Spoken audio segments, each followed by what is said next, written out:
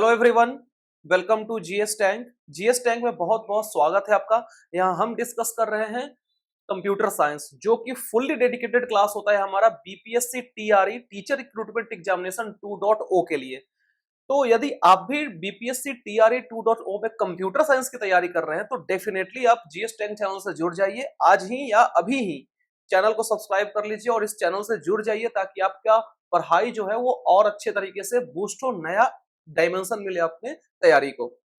तो यदि बात करते हैं हम लोग पिछले क्लास की, तो हमारा कंटिन्यू था सी प्लस प्लस। जी हाँ, सी प्लस प्लस का जो थ्योरी पार्ट है, थ्योरी पोर्शन है, वो हमारा कंटिन्यू था।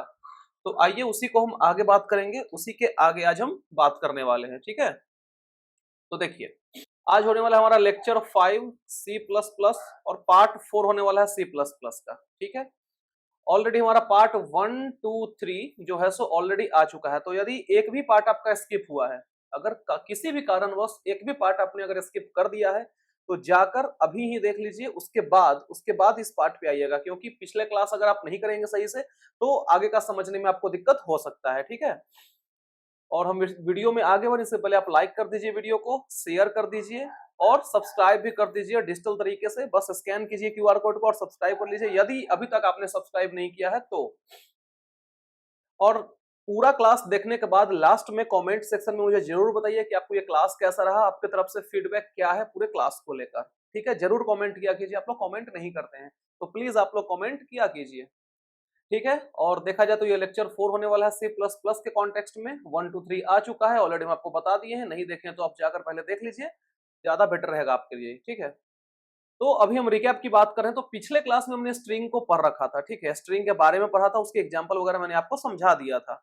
और साथ ही साथ मैंने ये भी बताया था कि जो स्ट्रिंग इंडेक्स होता है वो 0 से स्टार्ट होता है और जो लास्ट कैरेक्टर होता है स्ट्रिंग का वो नल होता है। ठीक है, ये भी बता दिया था। और साथ ही साथ ये सारे जो प्री डिफाइंड फंक्शन है स्ट्रिंग मैनिपुलेशन को लेके, ये भी मैंने आपको समझा दिया था, जिसमें आपका स्ट्रिंग लेंथ हो गया, स्ट्रिंग रिवर्स हो गया, स्ट्रिंग कॉन्केटिनेट हो गया, स्ट्रिंग कंपेयर हो गया, स्ट्रिंग कॉपी हो गया, गेट लाइन, पुशबैक और पॉकेट। तो इतना हम आपको बता चुके थे पिछले क्लास में। तो अब स्टार्ट करेंगे आज के क्लास को। तो आज का क्लास हमारा स्टार्ट होगा फंक्शन से। आज का जो हमारा पहला टॉपिक होने वाला है वो होने वाला है फंक्शन, यानी कि जो सी प्लस प्लस में जो फंक्शन होता है, जो कि मोस्ट इंपॉर्टेंट टॉपिक होता है, उसको हम अभी देखने वाले हैं। तो देखिए, जो फंक्शन क्या होता है, तो function is a set of statements और block of code that takes input, process it and produces output. अगर एकदम हम सिंपल डिफिनेशन की बात करें तो फंक्शन क्या होता है, फंक्शन जो होता है वो ब्लॉक ऑफ कोड होता है या फिर सेट ऑफ स्टेटमेंट होता है, जो कि इनपुट लेता है, उसको प्रोसेस करता है और आउटपुट प्रोड्यूस करता है। ठीक है, क्लियर है बात? आई होप कि ये डिफिनेशन आपको क्लियर हो गया होगा। तो इसके बारे में एक नोट दिया गया है फंक्शन के बारे में कि function runs only when it is called. Function तभी रन करेगा जब इसको कॉल किया जाएगा, अन्यथा ये रन नहीं करेगा। ठीक है, ये एक बुलेट पॉइंट्स है कि function runs only when it is called. ठीक है, ये बात आप ध्यान में रखेंगे। क्लियर है बात? तो इसके सिंटैक्स की बात करते हैं, फंक्शन के सिंटैक्स की। तो उसमें क्या होगा, पहले पहले हो जाएगा आपका रिटर्न टाइप आ जाएगा। ठीक है, उसके बाद फंक्शन का नाम आएगा, पैरेंथेसिस लगा रहेगा, उसके बाद ओपन करली ब्रेसेस, फिर अंदर स्टेटमेंट या फिर ब्लॉक ऑफ कोड रहेंगे। ठीक है, उसके बाद ब्रैकेट क्लोज हो जाएगा। ठीक है, बस यही एक सिंपल सा सिंटैक्स है किसका, फंक्शन का, कि रिटर्न टाइप होगा, फंक्शन नेम होगा और स्टेटमेंट्स होगा। ठीक है, क्लियर है बात सिंटैक्स? तो इसको थोड़ा सा और अच्छे से समझते हैं। तो देखिए, मैंने बताया आपको क्या, रिटर्न टाइप, उसके बाद फंक्शन नेम। एक मिनट, कलर चेंज कर लेते।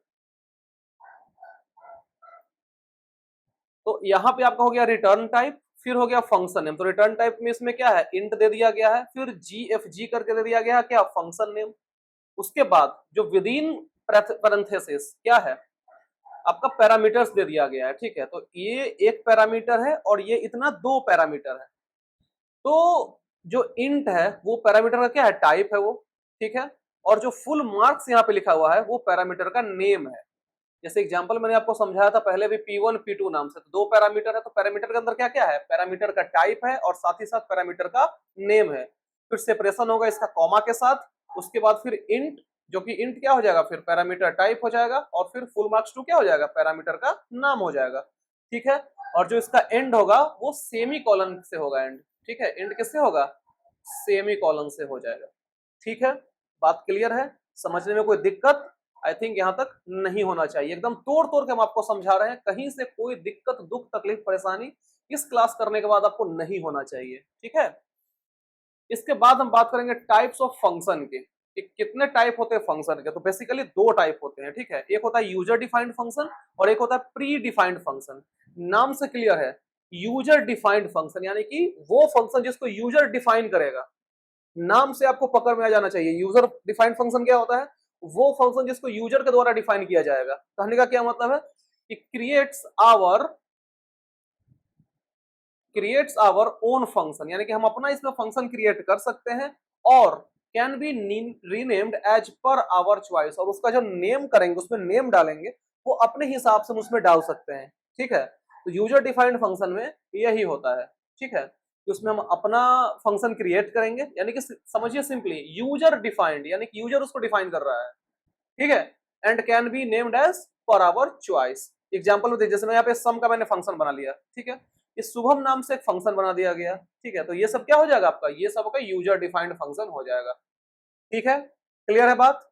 तो ये बात हो गई यूजर डिफाइंड की। अब अगला क्या है, प्री डिफाइंड, यानी कि पहले से डिफाइंड है, उसमें आप कुछ नहीं कर सकते हैं, ना उसमें आप फेरबदल कर सकते हैं, ना ही उसमें कोई चेंजेस मॉडिफिकेशन कर सकते हैं, ऑलरेडी वो डिफाइंड है। कहने का क्या मतलब है कि already defined in library of C plus plus. जो सी प्लस प्लस का लाइब्रेरी है उसमें ये फंक्शंस पहले से ही डिफाइंड है। ठीक है, इसमें आप कुछ नहीं कर सकते। जैसे कि POW कहने का क्या मतलब है कि x to the power y, SQRT यानी कि स्क्वायर रूट ऑफ x, फिर मेन। तो ये सब क्या हो गए आपके प्री डिफाइंड फंक्शंस हो गए। ठीक है, क्लियर है बात, समझ में आ गया सही से। तो फिर आगे बढ़ते हैं। इसके आगे हम एक दो पॉइंट में बात करेंगे जो कि मोस्ट इंपॉर्टेंट हो जाता है और एग्जाम में यहां से क्वेश्चन बनता है। क्या, parameter function, function prototype, function argument, तीनों एक ही चीज है। ठीक है, एक ही चीज है, स्लैश लगा हुआ है। पैरामीटर फंक्शन बोले या फंक्शन प्रोटोटाइप बोले या फिर फंक्शन आर्गुमेंट बोले, बात एक ही है। अब ये होता क्या है, आइए उसके बारे में जानते हैं। तो parameter function are those function that include parameter और आर्गुमेंट्स और वैल्यू इनसाइड द फंक्शन। देखिए, जो पैरामीटर फंक्शंस होते हैं वो फंक्शन ही होते हैं जो कि क्या इंक्लूड करते हैं, पैरामीटर्स हो गया या फिर आर्गुमेंट्स हो गया या फिर वैल्यू, फंक्शन के अंदर में। ठीक है, इनसाइड द फंक्शन, उसको क्या बोलते हैं हम लोग, पैरामीटर फंक्शन बोलते हैं।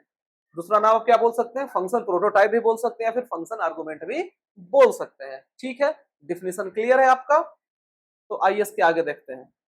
अब बात करेंगे टाइप्स ऑफ पैरामीटर फंक्शन। इसके दो टाइप होते हैं, क्या क्या है, एक्चुअल पैरामीटर और फॉर्मल पैरामीटर। यहां से थ्योरी चीज बन सकता है आपके एग्जाम में। ठीक है, थ्योरी पार्ट्स यहां से कवर किया जा सकता है एग्जाम में। ठीक है, अब देखिए सबसे पहले बात करते हैं हम लोग एक्चुअल पैरामीटर के बारे में कि एक्चुअल पैरामीटर होता क्या है। तो actual parameter are those parameter that include variable inside the function. देखिए, पैरामीटर, एक्चुअल पैरामीटर क्या होता है कि वो एक पैरामीटर होता है जो कि इंक्लूड करता है वेरिएबल फंक्शन के अंदर में, इनसाइड द फंक्शन। ठीक है, that includes variable inside the function. अब जैसे देखिए एग्जांपल के तौर पे void फंक्शन नेम हो गया और यहाँ पे अंदर क्या है, वेरिएबल है। वेरिएबल की जगह पे क्या है यहाँ पे, अब इसके इसी के एग्जांपल की बात करें तो यहाँ पे इंडेक्स डाल दिया गया वेरिएबल के अंदर में, यहाँ पे इंडेक्स डाल दिया गया, यहाँ पे कुछ और फंक्शन का नाम चेंज कर दिया गया। ठीक है, तो ये क्या हो गया आपके, ये हो गए आपके एक्चुअल पैरामीटर। ठीक है, जो मेन फंक्शन है इसके अंदर क्या आ गया, वेरिएबल आ गया। समझ में आ गया बात, दैट इज क्या, एक्चुअल पैरामीटर। क्लियर है बात, समझने में कोई दिक्कत यहां तक नहीं होनी चाहिए। ठीक है, अब देखिए यहाँ पे क्या, फॉर्मल पैरामीटर।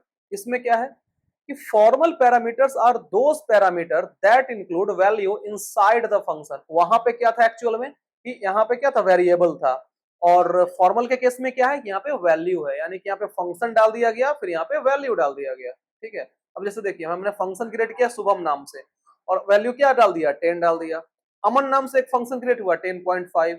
ठीक है, तो ये आपके क्या हो गए, फॉर्मल पैरामीटर्स हो गए। तो आई होप कि आपको एक्चुअल और फॉर्मल जो बेसिक डिफरेंस है दोनों में और दोनों के एग्जाम्पल के साथ आपने सही से समझ लिया होगा।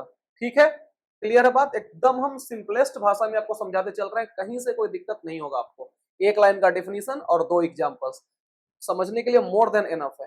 ठीक है, क्लियर है बात? इसके बाद आता है one of the most important topic, recursive function. ठीक है, क्या है? Recursive function. ये होता क्या है कि a function that calls itself is known as recursive function. एक ऐसा फंक्शन जो अपने आप को कॉल करता है उसको क्या बोलते हैं? उसको बोलते हैं हम रिकर्सिव फंक्शन। ठीक है, क्लियर है बात? रिकर्सिव फंक्शन क्या होता है तो समझ गए। और जो पूरा प्रोसेस होता है एंड इंटायर प्रोसेस उसको बोलते हैं रिकर्सन। ये तो हो गया कि फंक्शन को कॉल कर रहा है उसको बोलते हैं रिकर्सिव फंक्शन, और जो पूरा प्रोसेस होता है उसको बोलते हैं क्या? रिकर्सन। ठीक है, क्लियर है बात? समझने में कोई दिक्कत यहां तक नहीं होना चाहिए। अब जैसे देखिए, या इसकी बात करते हैं इसके सिंटैक्स की। तो क्या है? रिटर्न टाइप और फंक्शन नेम, जैसा कि आप पहले भी पढ़ चुके हैं फंक्शन में। फिर यहां से ब्रैकेट ओपन इफ और कंडीशन यहां पे दे दिया गया। ठीक है, अब कंडीशन वाला तो आपने पढ़ रखा है, इफ एल्स के बारे में मैंने ऑलरेडी पढ़ रखा है, वही यहां भी फॉलो होगा। जैसे देखिए, इफ कंडीशन है, ये ट्रू हो जाएगा तो ये एग्जीक्यूट होगा, ये फॉल्स हो जाएगा तो इस पार्ट में जाएगा। और यदि इस पार्ट में जाता है तो यहाँ पे देख रहे होंगे कि फंक्शन नेम और पैरामीटर यहाँ भी, यानी कि फंक्शन नेम यहाँ भी है, फंक्शन नेम यहाँ भी है, यानी कि ये अपने आप को कॉल करेगा। ठीक है, ये अपने आप को कॉल करेगा और फिर यहाँ पे क्या होगा? एग्जीक्यूशन होगा। That is what? That is called recursion. ठीक है, ज्यादा हम आपको डीप नहीं समझा रहे हैं, आपको बस हम बेसिक समझा रहे हैं, क्योंकि बेसिक आपका क्लियर रहेगा तो एडवांस क्वेश्चन बनाने में भी आपको दिक्कत नहीं होगा। ये बात की 100% गारंटी है।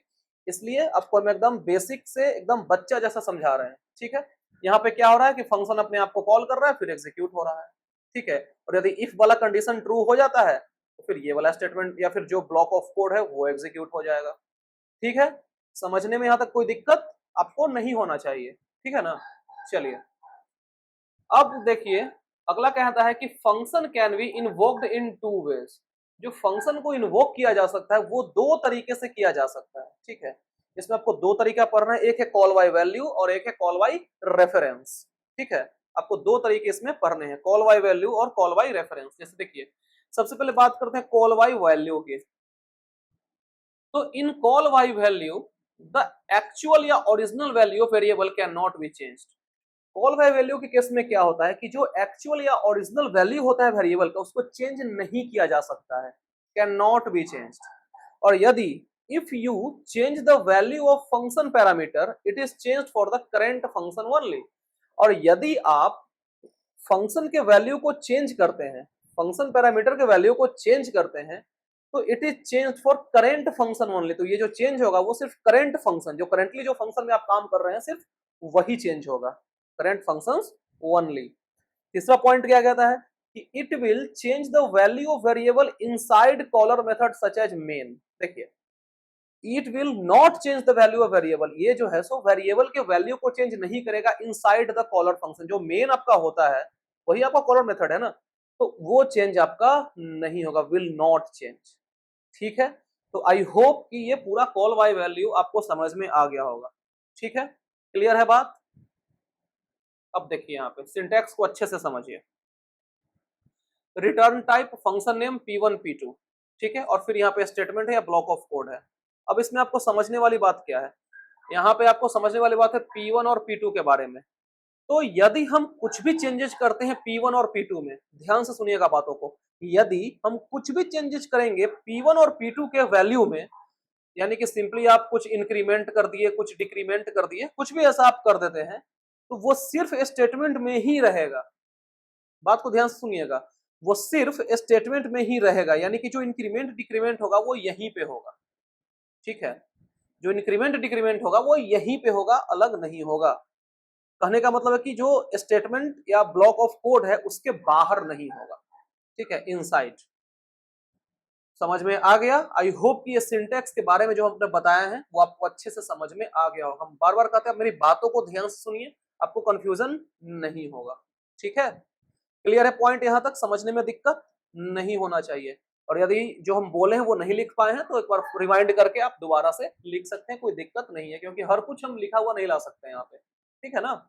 चलिए, इसको और थोड़ा अच्छे से समझते हैं। जैसे देखिए, यहाँ पे आपका रिटर्न टाइप हो गया, यहाँ पे कैलकुलेट सम हो गया। तो जो इंट क्या है, रिटर्न टाइप है, और कैलकुलेट सम क्या है, फंक्शन नेम है। ठीक है। अब जो ब्रैकेट में हम यहाँ पे P1 P2 के फॉर्मेट में जो हम यहाँ पे बताए हैं, वो इसमें क्या हो गया, वो इंट num1 और इंट num2 के फॉर्मेट में, जो कि फंक्शन पैरामीटर्स हैं, जो कि क्या है, फंक्शन पैरामीटर्स हैं। और आपको ये भी बता चुके हैं कि अगर इसके वैल्यू में कुछ हम चेंजेस करते हैं तो उसमें क्या होगा कि सिर्फ स्टेटमेंट में ही ये रहेगा, स्टेटमेंट या ब्लॉक के बाहर ये नहीं होगा। ठीक है। कुछ भी अगर इंक्रीमेंट डिक्रीमेंट, जैसा मैंने आपको एग्जांपल बताया, सो फिर यहाँ पे ब्रैकेट ओपन है, इंट सम num1 प्लस num2, फिर रिटर्न सम, ये क्या हो गया, आपका फंक्शन का बॉडी हो गया, जो मैंने आपको बताया था, स्टेटमेंट या block of codes. I hope कि अब आपको ज्यादा क्लैरिटी यहां से मिल गई होगी। ठीक है। समझने में कोई दिक्कत यहां तक नहीं होना चाहिए आपको। ठीक है। अब बात करते हैं कॉल बाय रेफरेंस की। कॉल बाय वैल्यू समझ में आ गया। अब बात करते हैं कॉल बाय रेफरेंस की। तो कॉल बाय रेफरेंस में क्या होता है कि ओरिजिनल और actual value is modified because we pass reference. Simply हम कह सकते हैं कि कॉल बाय रेफरेंस में क्या होता है कि आपका एक्चुअल या ओरिजिनल वैल्यू जो होता है उसमें मॉडिफाई होता है, यानी कि उसमें कुछ चेंजेस किया जा सकता है। क्यों? क्योंकि इसमें हम कुछ रेफरेंस पास करते हैं, यानी बोले सिंपली तो एड्रेस पास करते हैं। इसमें कॉल बाय रेफरेंस में दूसरा पॉइंट कहता है कि value changed inside the function is reflected inside as well as outside the function. जो भी वैल्यू चेंज किया जाता है इनसाइड द फंक्शन, यानी कि फंक्शन के अंदर में, वो रिफ्लेक्ट होता है। अंदर में तो रिफ्लेक्ट होगा ही, यानी कि इनसाइड तो रिफ्लेक्ट होगा ही, साथ ही साथ वो फंक्शन के आउटसाइड में भी रिफ्लेक्ट होगा। ठीक है। Will reflect inside as well as outside the function. अब जैसे देखिए यहाँ पे एग्जांपल के तौर पे int x is equal to 50 है, और यहाँ पे हम रेफरेंस ले रहे हैं, यहाँ पे क्या है, इज इक्वल टू एक्स। तो ये कहने का क्या मतलब है कि यहाँ पे x का वैल्यू क्या हो रहा है, पे 50 आ रहा है। अब सी आउट करते हैं, यहाँ पे प्रिंट करने की कोशिश करते हैं रेफरेंस को, तो क्या हो जाएगा, आपका 50 हो जाएगा। ठीक है। क्यों? क्योंकि x का वैल्यू आपका 50 है। अब यहीं पे हम कुछ इंक्रीमेंट करते हैं कि रेफरेंस प्लस 10, तो क्या आ जाएगा, आपका 60 आ जाएगा। ऑब्वियस सी बात है, x का वैल्यू भी क्या हो जाएगा, 60 हो जाएगा। एकदम सिंपल शॉर्ट एग्जांपल में आपको समझा दिए हैं। ठीक है। आई होप कि आपको ये अच्छे से समझ में आ गया होगा, कोई दिक्कत आपको नहीं हुआ होगा समझने में यहाँ तक। ठीक है। एक बार फिर से हम एग्जांपल को रिपीट कर देते हैं। इंटेक्स क्या दे दिया गया है, 50 दे दिया गया है, और एंड रेफरेंस, रेफरेंस किसका लिया गया है, एक्स का लिया गया है। तो अगर हम सी आउट करते हैं रेफरेंस को, तो क्या हो जाएगा, जो कि एक्स का वैल्यू है क्या, 50, तो 50 हो जाएगा। ठीक है। और यदि हम इसमें इंक्रीमेंट करने की कोशिश कर रहे हैं 10 से, तो क्या हो जाएगा, ये 60 हो जाएगा। और यही अगर हम डिक्रीमेंट करते हैं, अगर मान लीजिए कि यहाँ पे रेफ -10 हो जाता, तो क्या हो जाता है, यहाँ पे 40 हो जाता। ठीक है। समझ में आ गया, कोई दिक्कत यहां तक आपको नहीं होना चाहिए। ठीक है ना। चलिए आगे बढ़ते हैं। अगला मोस्ट इंपॉर्टेंट टॉपिक क्या है आपका, पॉइंटर। क्या है, पॉइंटर। पॉइंटर क्या होता है, तो pointer is a variable that holds the memory address of another variable. Definition एक लाइन का है कि पॉइंटर क्या होता है, पॉइंटर आपका वेरिएबल होता है जो कि होल्ड करता है क्या, किसी दूसरे वेरिएबल के एड्रेस को, मेमोरी एड्रेस को। ठीक है। बस समझ में आ गया है। आई होप कि डिफिनीशन आपको क्लियर हो गया होगा। अब देखिए यहाँ पे एग्जांपल के तौर पे हम आपको समझा रहे हैं। इंट एक्स क्या दे दिया है, यहाँ पे 10 दे दिया गया है। अब इंट और फिर स्टार पीटीआर ये दे दिया गया है। तो इसके कहने का क्या मतलब है, ये स्टार और एंड के बारे में चर्चा हम थोड़ी देर के बाद करेंगे। ठीक है। स्टार और एंड का चर्चा हम थोड़ी देर बाद करेंगे। जो आपका एंड होता है, बता देते हैं थोड़ा सा, एंड जो आपका होता है वो एड्रेस होता है ऑपरेटर का, यानी कि एड्रेस ऑफ ऑपरेटर होता है। ठीक है। और जो स्टार यहाँ पे दिख रहा है आपको, ये होता है वैल्यू एट एड्रेस ऑपरेटर। ये क्या होता है, वैल्यू एट एड्रेस ऑपरेटर। तो देखिए यहाँ पे इंट एक्स क्या दे दिया गया, 10 दे दिया गया। अब int address value eight address operator pointer, फिर क्या दे दिया है, एड्रेस ऑफ ऑपरेटर, जो कि क्या है, एक्स है। तो एक्स क्या है, 10 है। ठीक है। अब जैसे देखिए यहाँ पे एक्स है और वैल्यू क्या है, यहाँ पे 10 है। मान लीजिए कि हम यहाँ पे एक एड्रेस असाइन कर रहे हैं इसको 1000 का।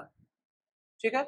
यहाँ पे मान लीजिए कि हम एड्रेस असाइन कर दिया कितना का, 1000 का एड्रेस असाइन हम कर दिए यहाँ पे। तो अब देखिए क्या होगा, इससे सी आउट एक्स को प्रिंट कराएंगे, तो एक्स का वैल्यू क्या है, 10 है। तो प्रिंट होके क्या मिल जाएगा, 10 मिल जाएगा, x is equal to.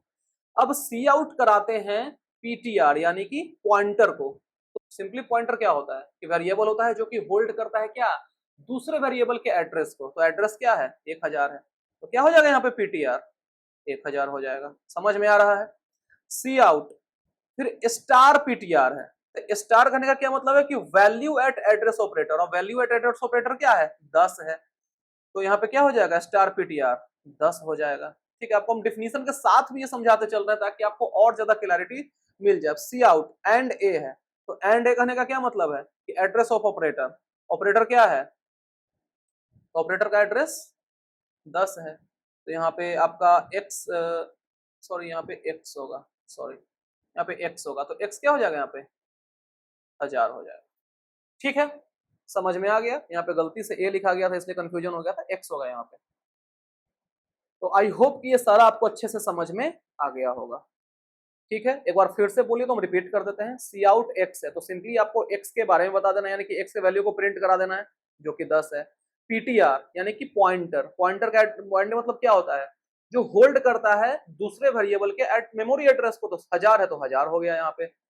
Star PTR, star मतलब क्या होता है, वैल्यू एट एड्रेस ऑपरेटर, यानी कि 10 है आपका यहाँ पे। ठीक है, फिर है सी आउट एंड एक्स, एंड मतलब एड्रेस ऑफ ऑपरेटर। तो एक्स का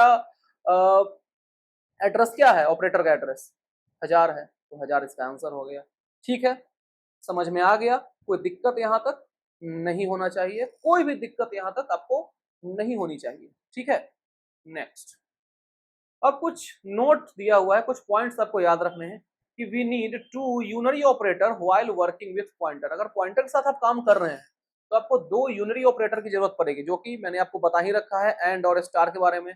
एंड क्या होता है, एड्रेस ऑफ ऑपरेटर होता है, और स्टार क्या होता है, वैल्यू एट एड्रेस ऑपरेटर, जो कि मैंने ऑलरेडी पिछले स्लाइड में ही आपको यहाँ पे बता रखा है। ठीक है ना, एक ये और एक ये, वही बात यहाँ पे थ्योरेटिकल फॉर्म में आपको लिखा मिल गया है।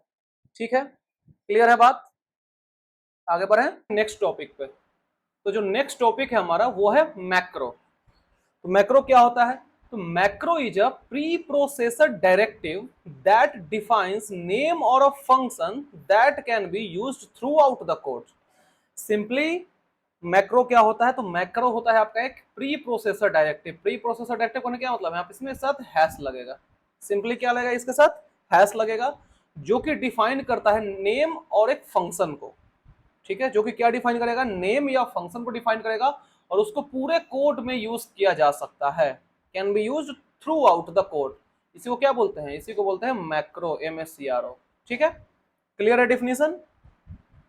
इसके बारे में कुछ नोट्स दिया गया है जो कि बुलेट पॉइंट से कहता है कि it replaces the name of macro to value of macro, यानी कि सिंपली नेम से वैल्यू को रिप्लेस किया जा सकता है। जैसे मान लीजिए कि नेम दे दिया x और वैल्यू दे दिया 20, तो इसको रिप्लेस किया जा सकता है। ठीक है, समझ में आ गया।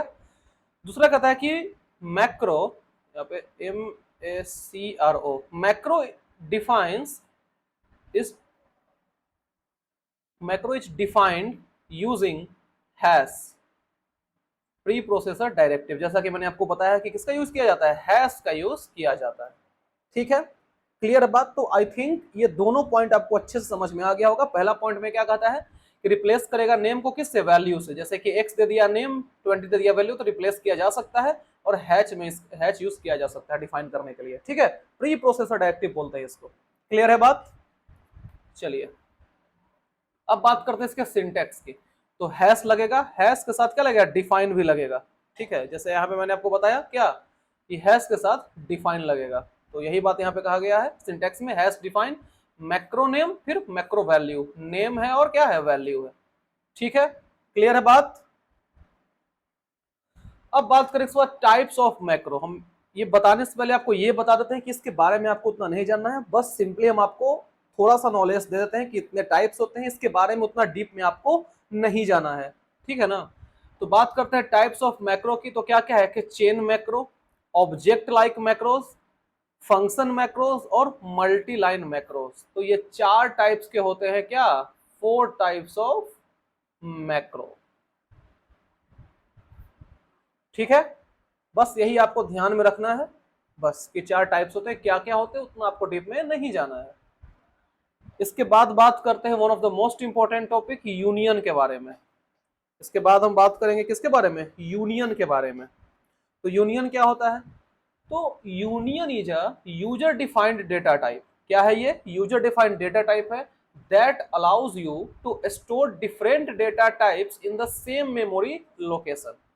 एक लाइन का डिफिनीशन है, शॉर्ट एंड सिंपल डिफिनीशन है, जिसमें कहा गया है कि यूनियन क्या होता है, यूनियन एक यूजर डिफाइंड डेटा टाइप होता है जो कि हमें अलाउ करता है to store different data types, जो कि स्टोर करेगा क्या, अलग अलग डेटा टाइप्स को स्टोर करेगा सेम मेमोरी लोकेशन पे। That is what, that is union.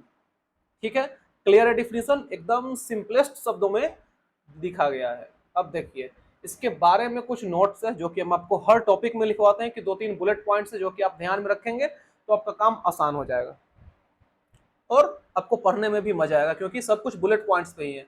कुछ कुछ पॉइंट्स आपको बता देंगे जो कि आपको आसानी से समझ में आ जाएगा। जैसे देखिए नोट 1 कहता है कि union keyword is used to define union.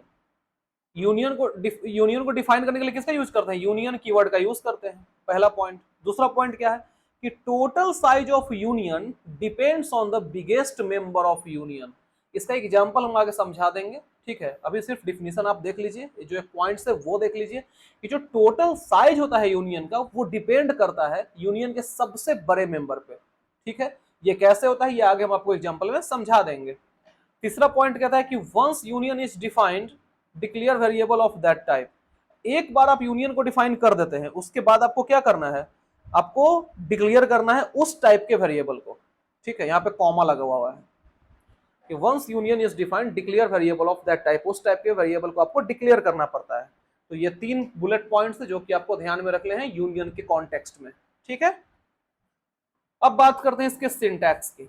Syntax में क्या है, यूनियन कीवर्ड लगेगा, ये मैंने आपको बता दिया है। फिर union name bracket open, data type 1, data type 2, bracket close, और यहाँ पे सेमीकोलन लग जाएगा।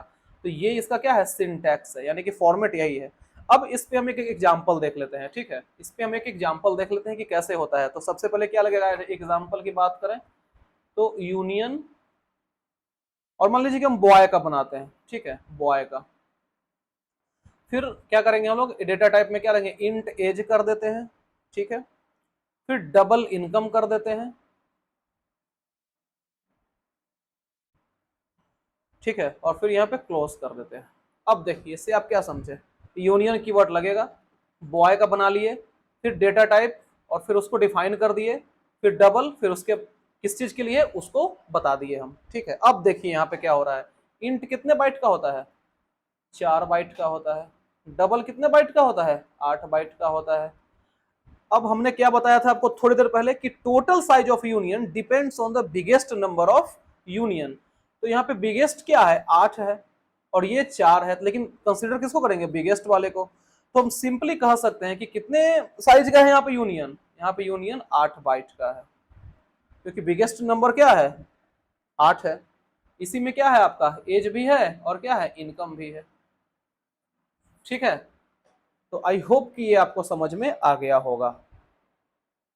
क्लियर है बात, समझने में या तो कोई दिक्कत आई थिंक नहीं होना चाहिए। जैसा फॉर्मेट है वैसा मैंने डिफाइन कर दिया। यहाँ पे यूनियन है, यूनियन नेम की जगह बॉय ले लिया, डेटा टाइप इंट ले लिया 1, डेटा टाइप जो भी है इंट डबल। फिर हमने क्या देखा, उसमें देखा कि कितना बाइट का होता है, तो इंट जो था वो 4 बाइट का था और डबल था आपका 8 बाइट का। तो जो टोटल साइज होगा यूनियन का वो किस पे डिपेंड करेगा, बिगेस्ट नंबर पे, जो बिगेस्ट मेंबर होगा उस पर डिपेंड करेगा, जो कि क्या है, 8 है। ठीक है, तो यही हम आपको समझाने की कोशिश कर रहे थे। आई होप कि ये भी आपको अच्छे से समझ में आ गया होगा। ठीक है, तो आज हम क्लास को यहीं तक रखेंगे। आपको पता ही है कि छोटा छोटा पार्ट समझाते हैं, एक ही बार हम 1 घंटा 1.5 घंटा का ला देंगे तो हो सकता है कि आपको दिक्कत हो। तो इसलिए हम छोटा छोटा आधे आधे घंटा का ही क्लास शेड्यूल करते हैं ताकि आपको ज्यादा बर्डन नहीं आए। ऑलरेडी हमने सब कुछ पढ़ रखा है एनसीईआरटी का, तो एससीईआरटी में ज्यादा कुछ टॉपिक आपको पढ़ना नहीं है। C++ पढ़ा देंगे, उसके बाद जो भी बचेगा वो टॉपिक कवर कर देंगे, फिर क्वेश्चंस पे आ जाएंगे। तो घबराना बिल्कुल भी नहीं है। कुछ लोग को लग रहा है कि फेस्टिवल्स है तो क्लास गैप हो जाएगा, जी नहीं, ज्यादा गैप अप नहीं होगा, class with in time complete हो जाएगा। बिल्कुल भी नहीं घबराना है, बस रेगुलरली आपको क्लास से जुड़े रहना है और ज्यादा से ज्यादा आपको वीडियो को शेयर करना है। और क्लास आज का कैसा लगा ये मुझे आप कमेंट में जरूर बताएंगे। ठीक है, आप लोग कमेंट नहीं करते हैं, कमेंट कीजिए, लाइक कीजिए, वीडियो को शेयर किया कीजिए, ज्यादा से ज्यादा लोगों तक शेयर कीजिए, क्योंकि ये क्लास हम आपको फ्री ऑफ कॉस्ट दे रहे हैं। यही क्लास अगर आप कहीं परचेज करने जाएंगे तो 2000-3000 रुपये आपसे आराम से ले लेगा, कोई बड़ी बात नहीं है। एकदम सिंपलेस्ट भाषा में आपको समझा रहे हैं, तो ज्यादा से ज्यादा शेयर कीजिए और कंटिन्यूअस रेगुलरली फॉलो करते रहिए, एक भी क्लास स्किप मत कीजिए, ठीक है। फिर मिलते हैं अगले सेशन में, तब तक के लिए thank you so much, bye bye, take care.